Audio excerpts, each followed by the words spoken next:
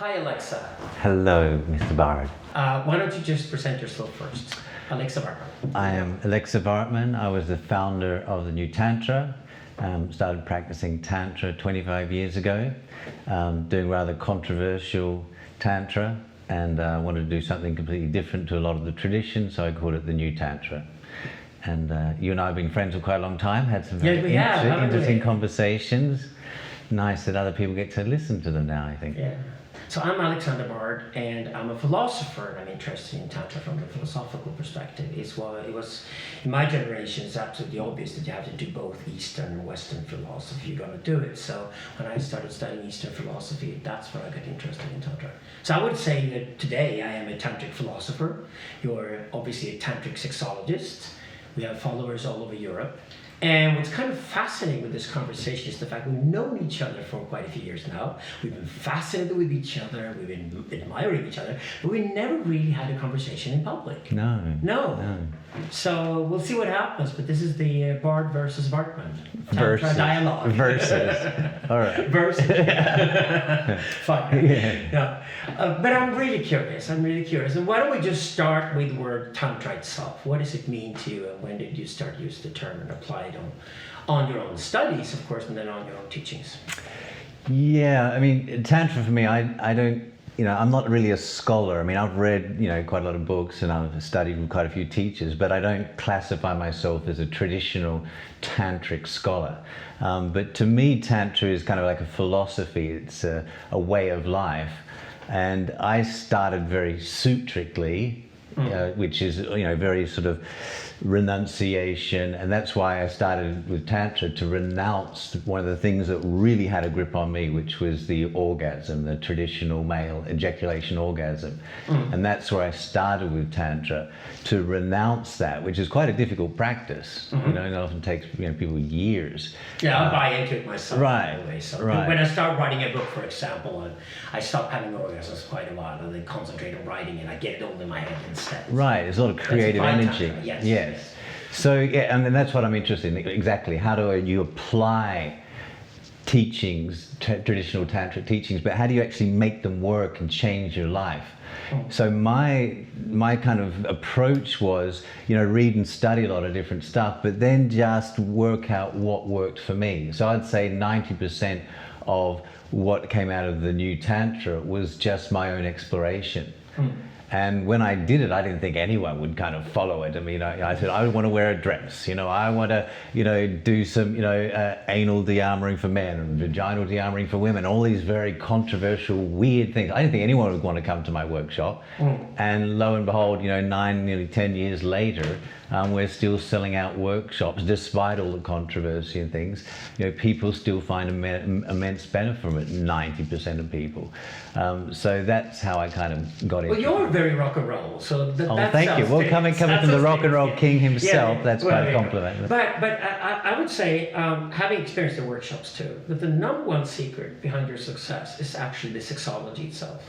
So there's an intense interest in how sexuality actually operates. Right. And I learned more about the vagina and the penis probably from you than anywhere else I've ever met. So you must have started anywhere with the sexology itself. Yeah, I'm not a traditionally trained sexologist. I did some teaching with Johan Ernst at her big sexology school here in Copenhagen. And she said, my God, you're very, very qualified, you seem to know more than most people. So, she kind of gave me the honorary role. But, I'm surrounded by very interesting and intelligent people that seem to be, I say, I've got a theory on this, and they'll look into the science of it and go, no, that's not right, or yes, there's some scientific background behind that, or traditional sexology, yes or no. So I feel like I've got a good network of people that kind of keep me honest, keep it kind of, based in some kind of reality. So, yeah. No, when people ask me what I think of TNT, and since we're friends, I've obviously chosen to stay on the side, right? And that's how we've had this sort of really wonderful friendship between each other, which is very sort of frank and outspoken, and a real brosterhood, if I would call it that. Yeah. So, but the sexology was really what did it for me the first time I saw you perform on the stage. Like, this guy really knows what he's talking about. And I can always refer to the TNT and say, yeah, it's a tough school. There's probably quite a lot of crazy wisdom going on here. You know, it's not this softy, nice little cuddly thing at all, but rather it's very straightforward and frank, which I appreciate myself. Right. But specifically when it comes to the sex itself. So the sex is at the center of the kind of work you do. Yes, it's. I mean, in one way we use it as kind of hook, because a lot of people have, you know, problems, or they feel like they can improve their sex life.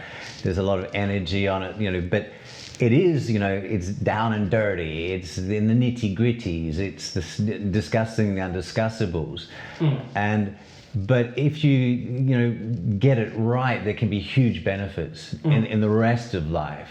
Oh, enormously, yes. Well, that brings me in. Probably the only time I got away with a book, right? Oh, it's a great book. The latest book did Libido, and it's called Sex, Power, and Violence in the Network Society, so that people understand the connections between the two of us. Right. What I did as a philosopher when I came to Tantra is that Tantra for me is another name for postponing your rewards now to get a better reward later. Right. So it's really part of growing up. So it's like the child instantly wants rewards for anything the child does. Like right. So if I did something now, I want immediately to be Picasso if I painted a painting, if I'm only 5 years old, right? Yeah. But I'm not Picasso yet. Obviously not. I might never be. Right. And this learning lesson you go through childhood when you finally become an adult is you realize that actually the really great things in life are something you have to work hard for, and you don't get them instantly. And actually, if you withhold the reward for your behavior and actually postpone it and reinvest whatever you achieved in the future, actually the world will be much bigger in the future.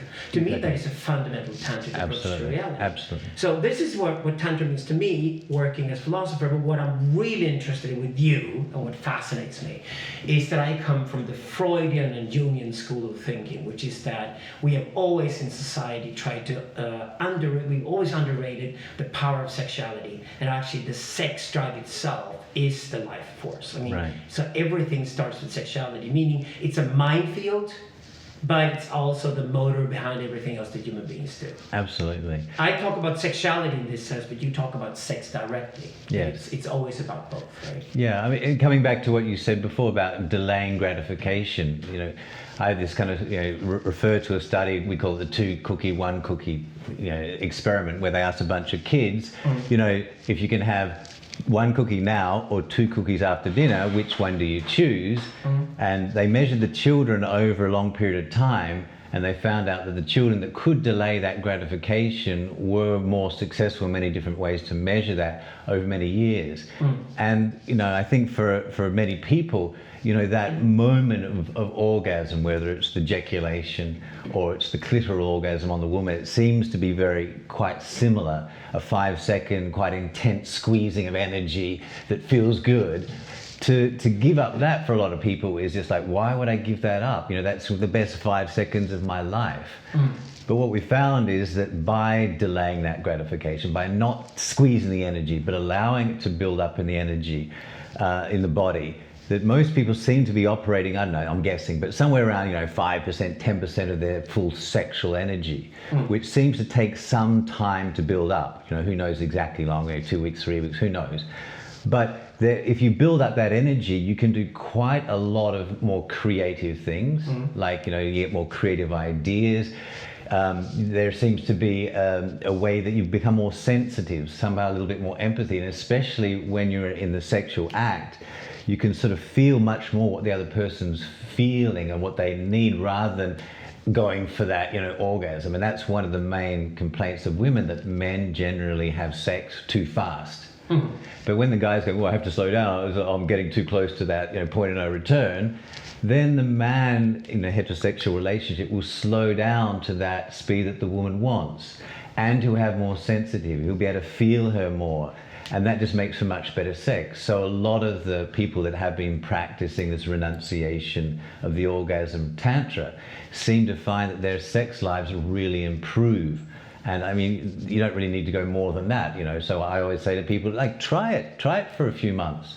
Try not, you know, squeezing and, you know, having that little peak orgasm, and see what happens. Maybe you know, it changes your mood. Maybe it changes your creativity. Maybe it makes you more empathetic. You know, try it out for yourself. Some people don't notice it, but the majority of people seem to notice quite big changes in their lives. So yeah, working with the sex, I think, is really important. Isn't it kind of weird that we know that sex and sexuality are probably among the most important things in our life, maybe the most important thing that everything else is dependent on. And still, we've gone into this culture of instant gratification worship. It's like when it comes to sex and sexuality, it seems we all think we're born knowing it, and we don't have to learn anything. When in reality, that's really tragic, because we know everything else we're going to be good at in life, we have to practice and we have to learn, and we need teachers, we need somebody to teach us to do it properly and do it in the right way. And this whole thing with Tantra right now, which is really hot and is growing really rapidly now in Europe, is really one big catching up to something we should have done decades ago, which is really teach young people properly what sex and sexuality are, and how you can practice it to live a really rich and fulfilling life. Because the whole instant gratification culture, which is, of course, it thrives on pornography and things like that. We don't moralize against pornography, but when you replace sex and sexuality in your life with like other instant gratification cults of different kinds in your life, because you think that's what you should do, you're really missing out some of the most important things in your life.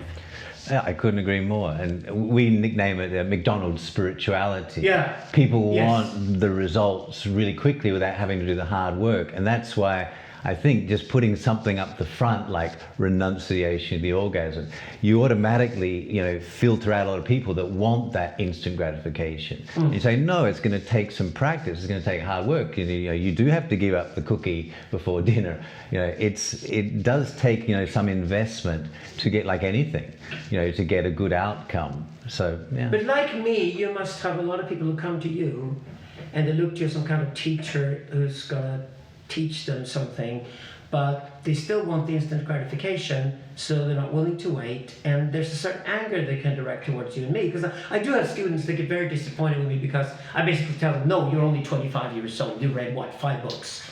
No, I read 10,000 books by the time I was your age, and I still didn't debut writing philosophy until I was 40. You can't do anything when you're 25. You're still going to be a student for many, many years. And they're so fostered today with a culture of instant gratification around them that they can't wait. They cannot wait, and they therefore often direct the anger against the teacher. Have you experienced that too? I mean, you've obviously got a lot of students like me who are very grateful to what they achieve together with you, but you must also notice that there are students coming through the door who still look for instant gratification in you. Yeah, I slightly disagree with that. And my experience is that we're very upfront with what to expect on our workshops, and I think that's one of the things that we've improved. One of the mistakes we made in the beginning was we weren't clear enough at the beginning of how confronting our workshops can be, and filtering out people who weren't ready for that. But I think nowadays we're much stronger at making it very clear, like, this is a risky workshop. This is going to confront your boundaries. This is going to take you to your edge.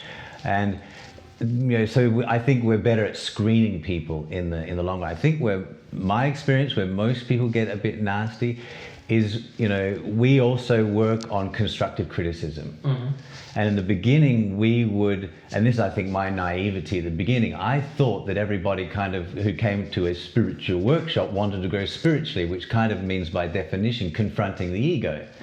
So if we, saw, and a lot of people around them saw that they were doing something that was, harming them in the long run, but they were unconscious of, we would tell them. We would say, do you want to learn? And they pay money, give a permission field, and then we'd be, quite frank and upfront with that, constructive criticism.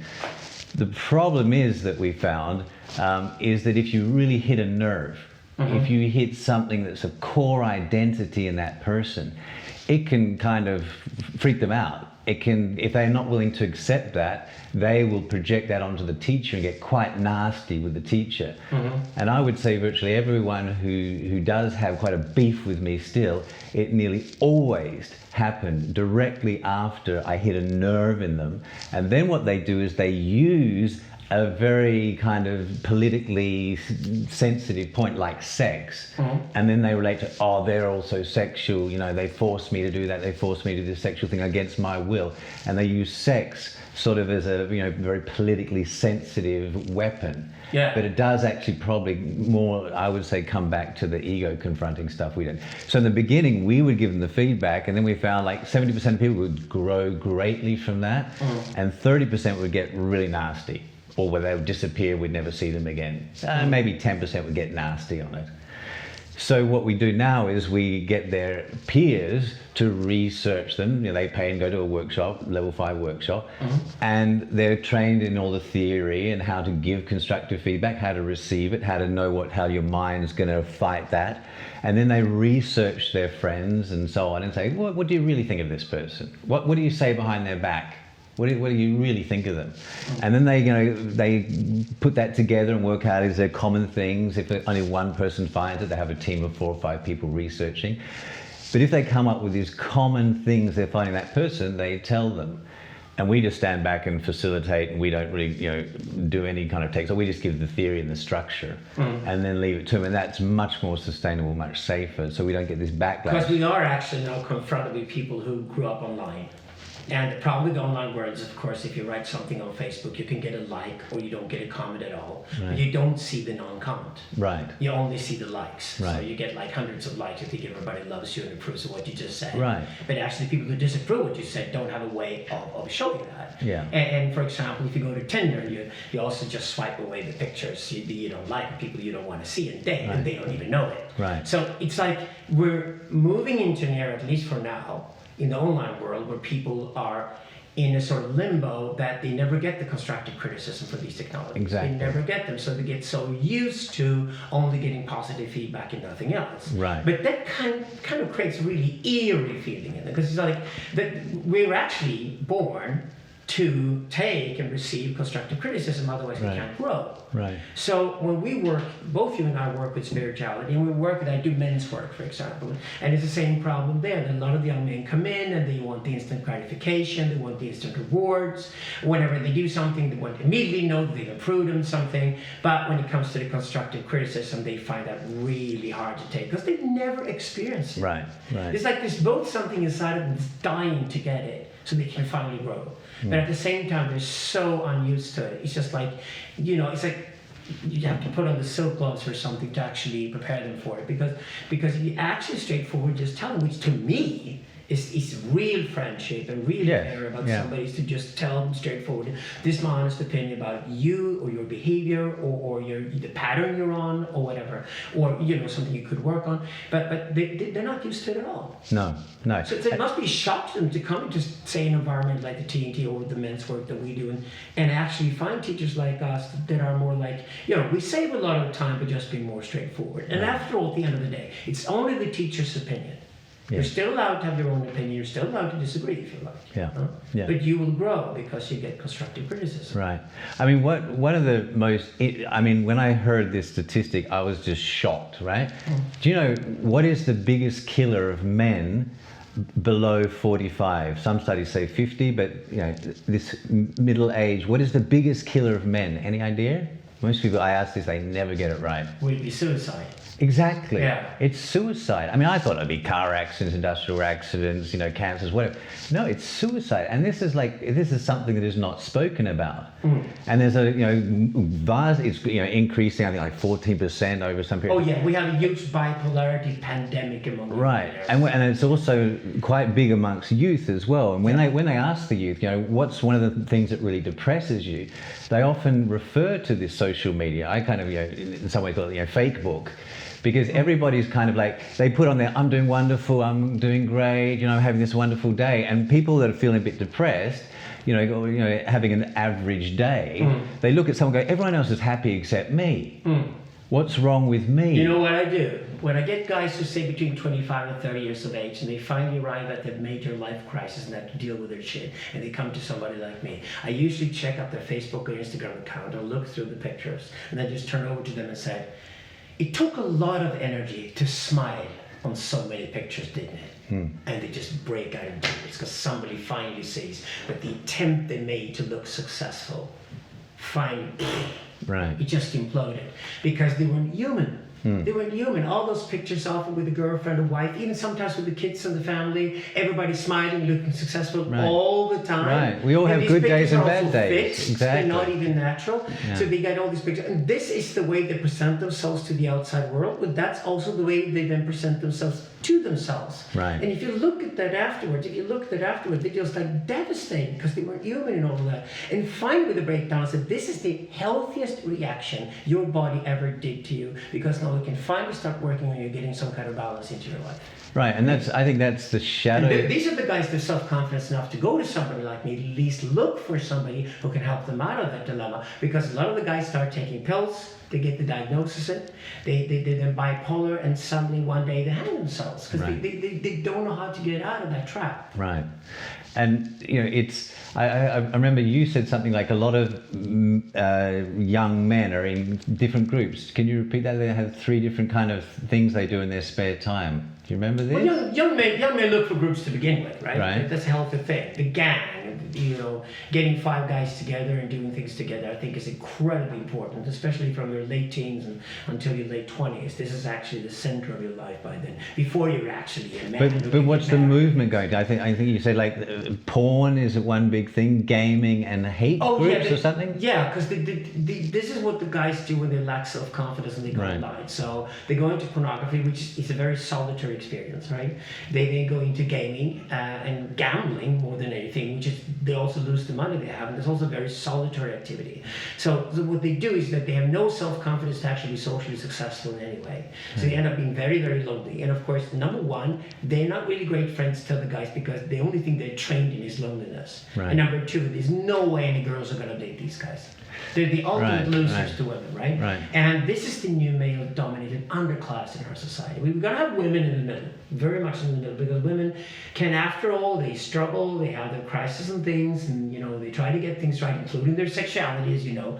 But they're urban and they're used to the digital environment. Women, on average, have 4 times as many Facebook friends as the average man does. So they actually know how to socially interact with people to begin with. Women take to that naturally. So women can still dominate the middle. We still have sort of an elite of men, the patriarchy now, which increasingly is technological, because technology is driving our society. And the vast majority of technological innovators and entrepreneurs are men.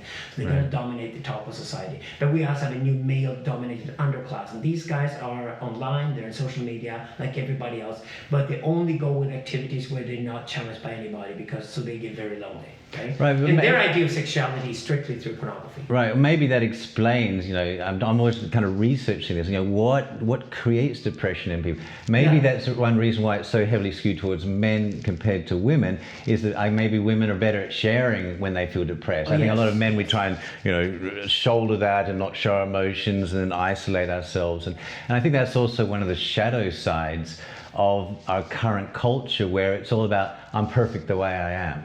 I'm doing great, we're all perfect, it's like, I always say, if you think you're perfect the way you are, maybe you have low standards, right? Well, and to begin with, that's just perfect as a facade. Right. Almost like a still picture, right? At the end of the day, where you show yourself and your achievements to somebody else really is in the sex act, isn't it? So if you haven't even figured out what your sexuality is like, what drives you, and you haven't really started training it and working on it, then what do you have? You have nothing to achieve. That's why sex is such a great arena for learning, because it's one of the most difficult areas to get right.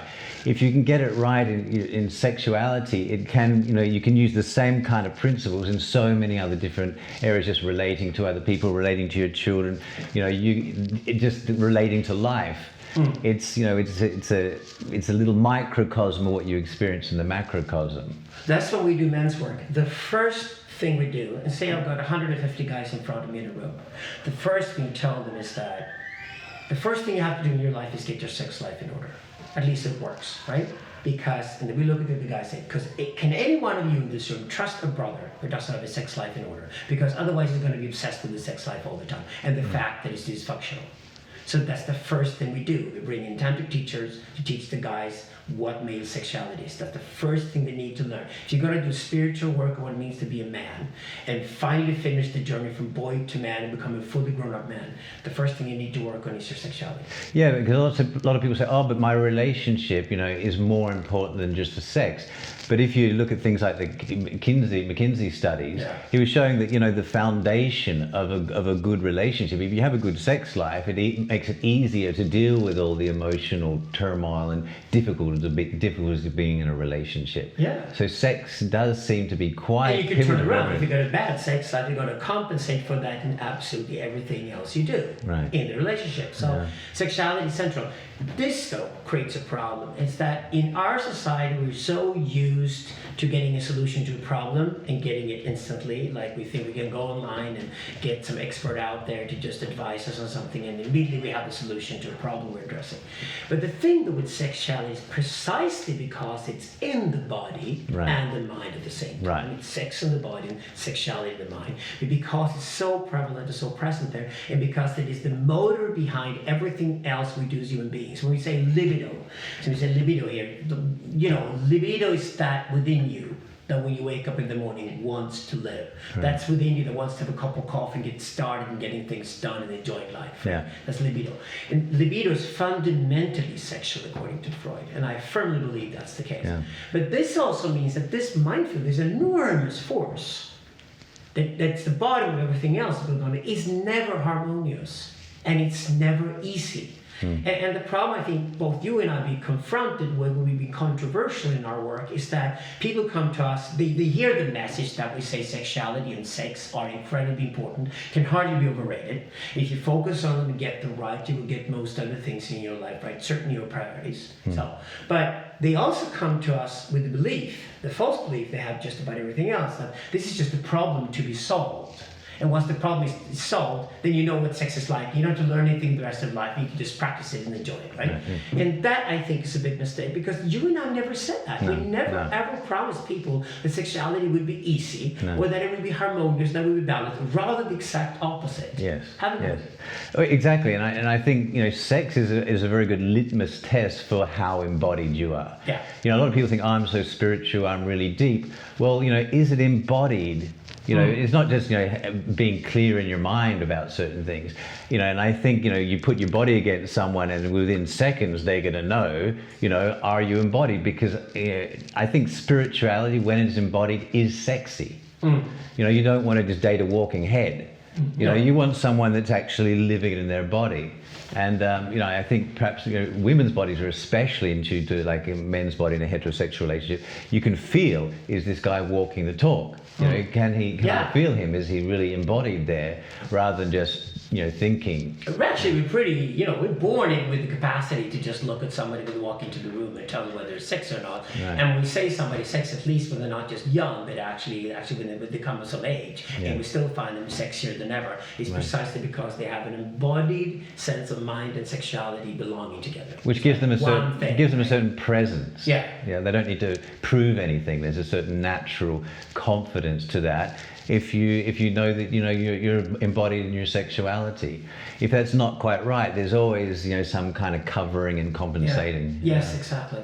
So you can be harmonious or balanced in the sense that you've figured out. When I do men's work, I always tell the guys, you got two dicks. You got one dick between your legs. You know, men are very rough and simple, so you do rough and simple with the men. So you got one dick between your legs, you got another dick in your head. And the light shot, okay. If you only have one of them, that's good news anyway, because then you can work from the one dick you believe in towards the other dick. Meaning that if you walk around and you've got a bright mind and you're very mental and you talk about things and verbalize things and you can always entertain people in discussion, okay, but you don't really have self-confidence in your body, then we need to work your way down. I call it work from under the throat. So you start at the throat and then work your way down.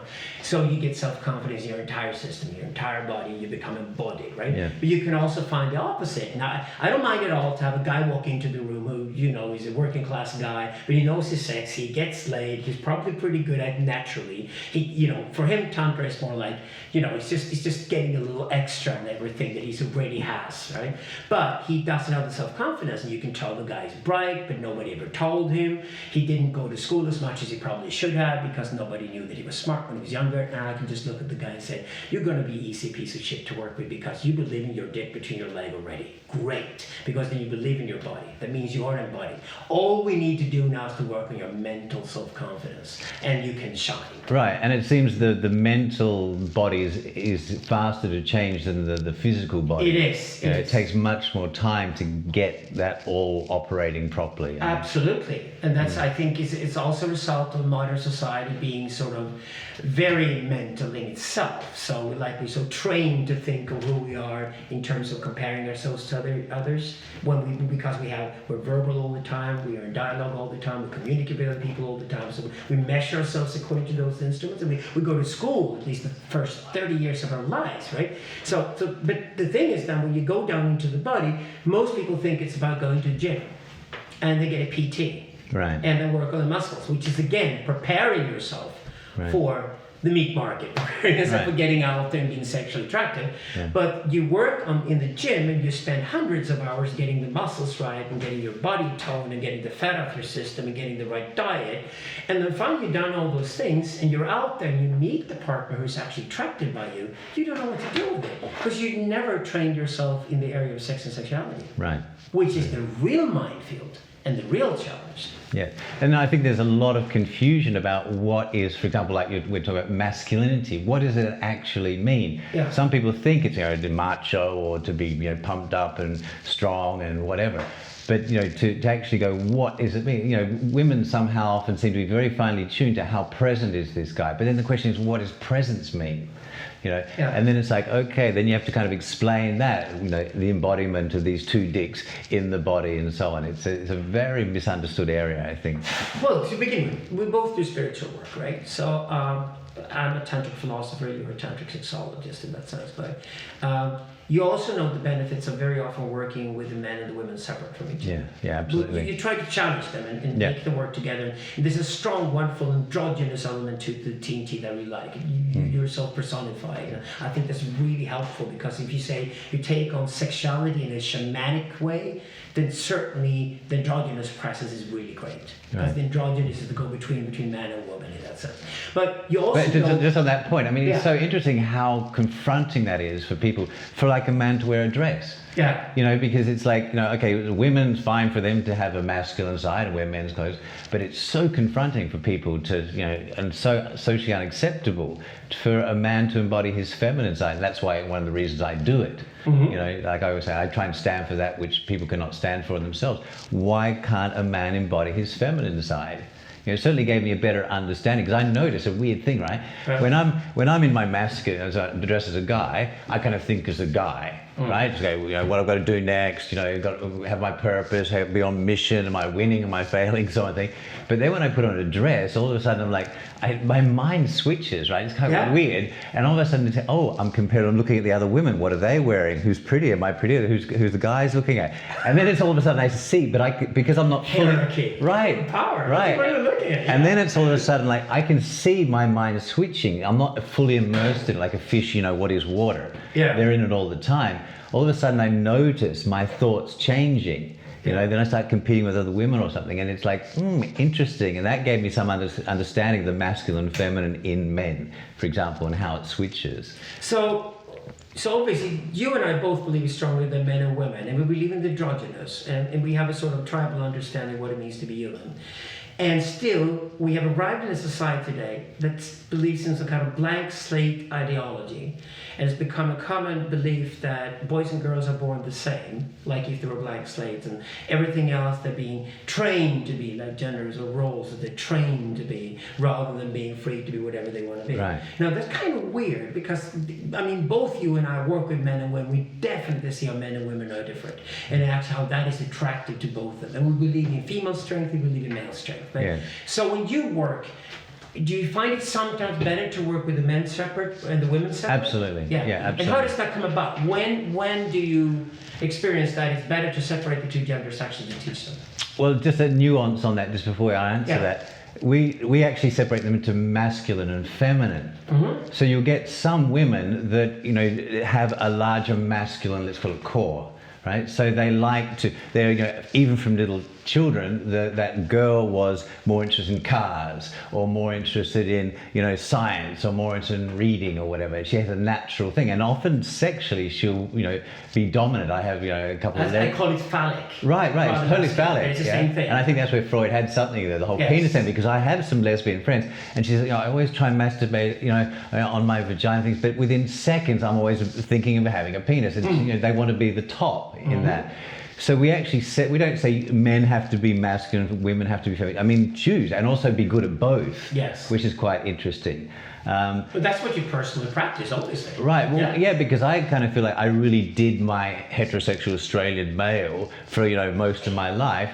And, you know, I was, you know, a straight guy, and, you know, but I kind of did it and kind of got a little bit bored. So for me now, it's all quite new and interesting to try and be in the feminine form and see how do I express that in my life, you know, and I kind of feel like I change as a different person. I don't try to change my voice or be, you know, feminine or whatever, but it does seem to, I somehow think and feel differently, and that's quite interesting for me to explore that. And then I feel I think it's wonderful. Yeah. I mean, hey, if you're going to live a full and rich life, try as many things you possibly can. Exactly, and that's what, you know, in my feminine side, I'm kind of still feel straight. I'm still attracted to the opposite. The opposite's attracting. Yeah. So it's also interesting to see how your sexuality could, and that's, you know, one of the tantric practice is to take this firm idea, I am something, I am man, I am woman, I am whatever you are, to actually challenge that. And it's, you know, the first time I put on a dress, it was really confronting, you know, of, you know, what am I then? And then this kind of, you know, solidity of who I am dissolving in that process. And I think right now we're moving more and more into where androgyny is becoming more and more fashionable. It's becoming more accepted. I mean, you know, RuPaul's Drag Race is, you know, it's season 10 or something now. It's hugely popular. There's now models that are very androgynous. And I'm waiting for the gays and the lesbians to leave the ghettos and move back into society as a whole, because that's what we need them. But I think they are. totally for the androgynous element being integrated with the rest of society. Right. It's really, really needed inside society. Right, and it's interesting for people. I mean, when I put on a dress, I mean, you can't believe how many women will look at me and come up to me, oh my God, you're so pretty, because it's like, you know, I think a lot of women have, you know, these, you know, bi-curious tendencies. They're, you know, masturbating to girl-on-girl stuff, or even watching girl-on-girl porn, and all of a sudden there's, you know, a girl that, you know, has a penis. It's kind of like, they're kind of like very curious. And I think a lot of people will kind of look at me and things, and I don't get a lot of judgment. It depends which country I'm in, but especially in first world countries, I don't get very much flack from it. But the people who are most interested and think it's really cool are often the children, because children love to dress up. Yeah. You know, and children often, if they're you know, playing doctors and nurses or daddy and mummy, they're playing their way forward anyway. They're imitating the grown-ups to try to find out what it's like, and they do cross-dressing. I did when I was 5 years old. Right, too. or if they're playing, you know, naughty little sexual games, they often play with boys and girls. Yeah. It's often we're then shamed or conditioned, like you only get love, appreciation, approval if you play with the opposite sex. Yeah. You know, so, you know, that's another thing we also play with is the whole, okay, you know, by curiosity. If you're doing it in TNT, we're not going to judge you. You know, we're not going to shame you. It's just, you know, why sit there your whole life thinking about it and never living it out? It's like, does it hurt anyone if two consenting adults play it out? So that's one of the things that we do, and often in men's and women's groups. One of the things they do in the women's groups is that they say to the women, hey, if, you know, you have this fantasy or interest to play with other women, go for it if you want. We don't care if you do or not. We're not going to force you. That's bad for business to force people. But if you want to, you won't get shamed here. And then the girls do it and they love it, and it's fine. It's no big deal. And probably quite a few strap-ons around. Absolutely.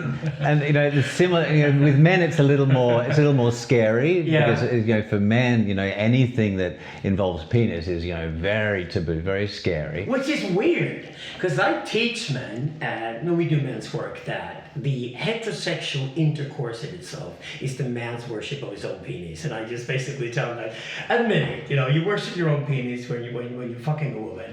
And the pussy is there and it's beautiful as a decoration around your penis. And they love it. You might get in trouble with saying that, but anyway. Because, you know, and you know, otherwise, and I just tell them, why else would you not watch lesbian porn when you watch pornography? Right. You don't. Yeah. You always well, watch it's the entree. It's the entree. You watch gangbang these right. days, which is like 4 guys fucking a woman, because they long so much for this belonging to the gang, share an intimate experience with right. each other. And the gangbang probably was closely related to original ritual sex, where a woman could really have 4 men if she wanted to, and 4 men could fuck a woman together. It's actually incredibly natural. It's there. Right. But we are so distorted, we're so far away from that, with the nuclear family ideal and the romantic ideal you should meet your partner for life at a young age, and you should stay with that partner forever, you should not look anywhere else. Right. So everything should be so tamed and castrated that there's no freedom left in it. And I mean, exactly. We did burst out of that in the 1960s, some 50 years ago.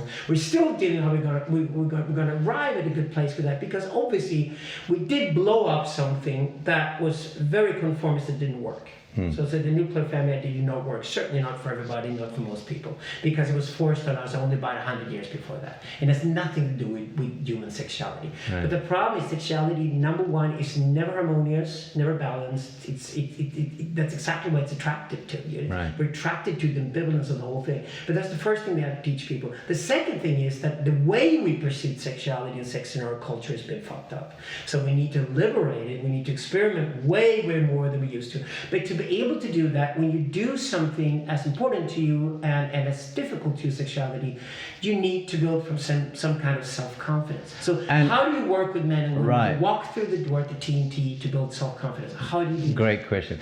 I mean, I think, you know, they're all very risky practices. Yeah. You know, it's like, you know, you can walk up the mountain very safely, or you can go straight up the summit, and you know, you can fall and really hurt yourself.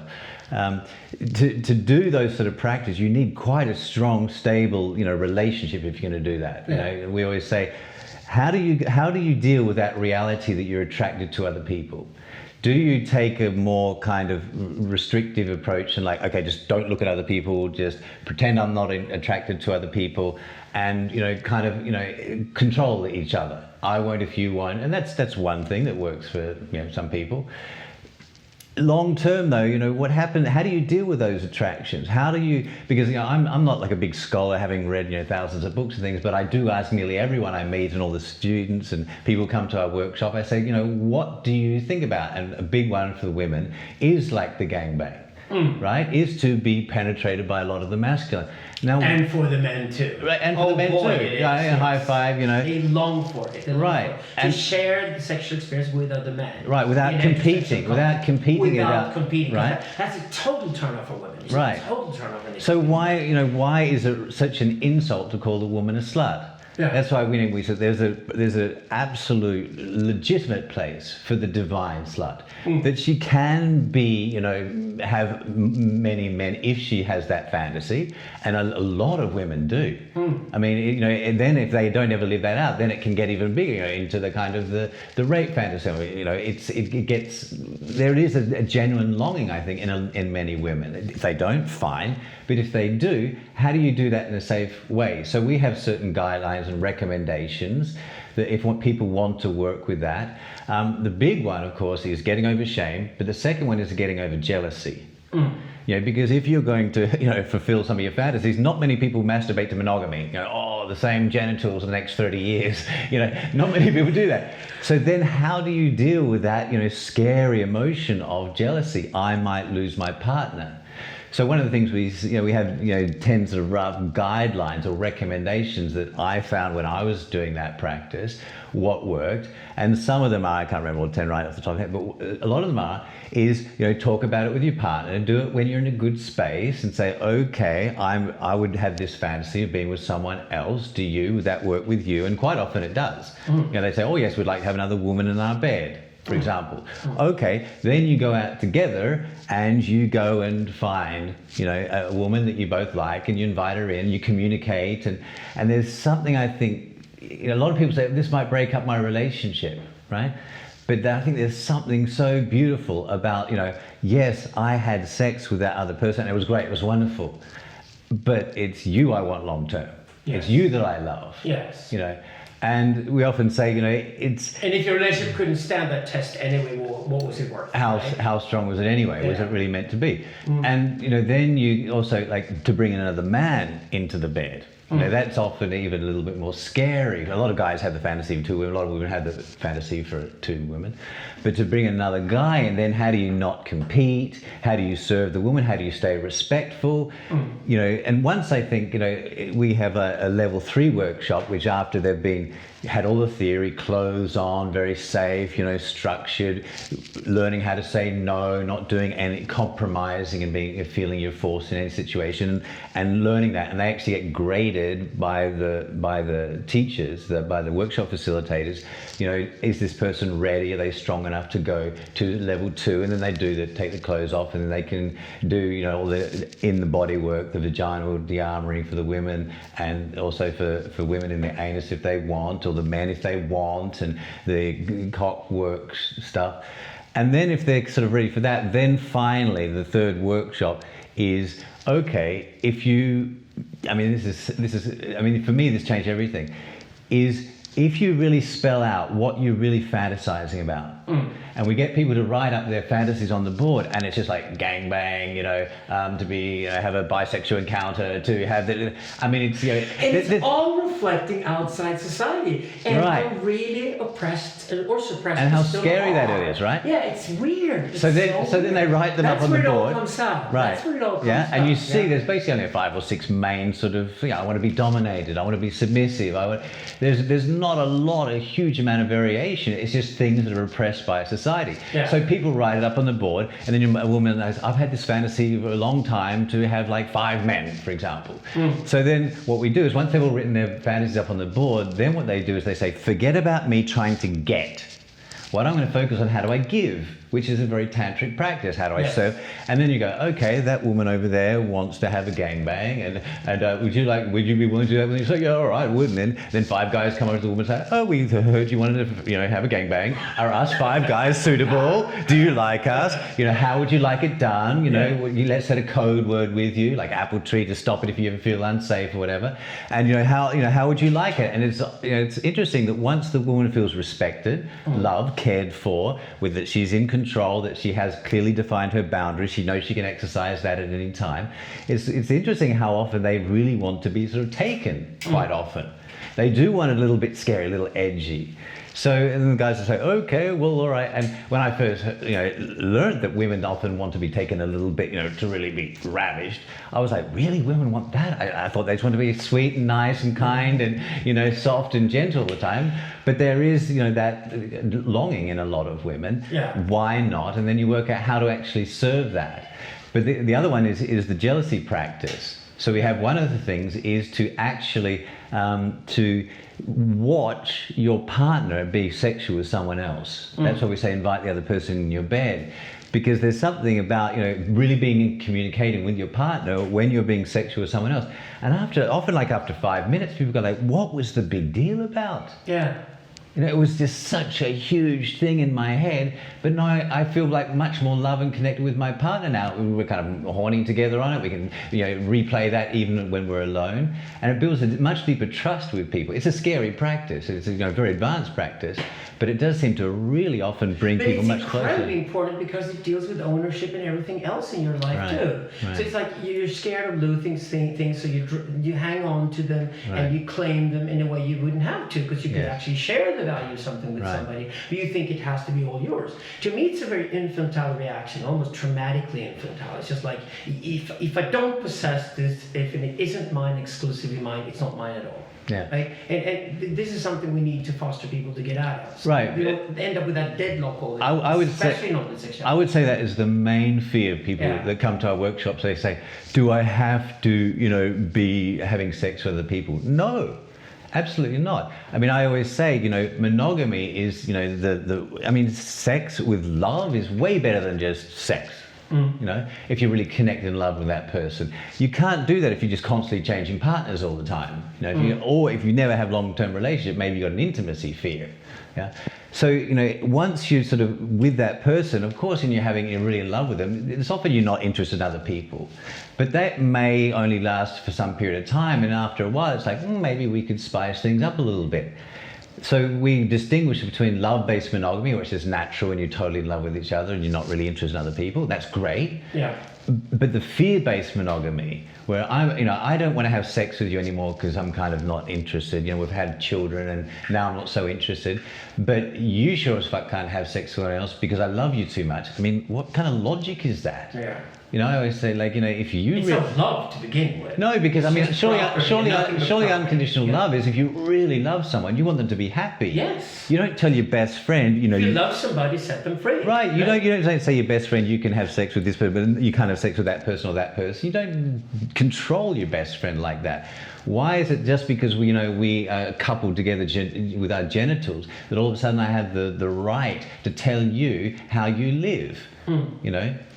No, it's a small-mindedness, and since you're working with expansion, you're also working with building self-confidence. So right. The more self-confidence people have, genuine self-confidence, the more they can tolerate their partner, and also be more adventurous, and the more they both gain from it. Right, and that's... So you work with that constantly. This can, of course, be really scary to people out there because they're told from contemporary society, from the outside world, that they should really try to hang on to something because they're told all the time we live in a very competitive world. Right. Where just grabbing and owning and having property of some kind is the only way to secure your access to it. Right. And we think of that of relationships too, which is a terrible mistake.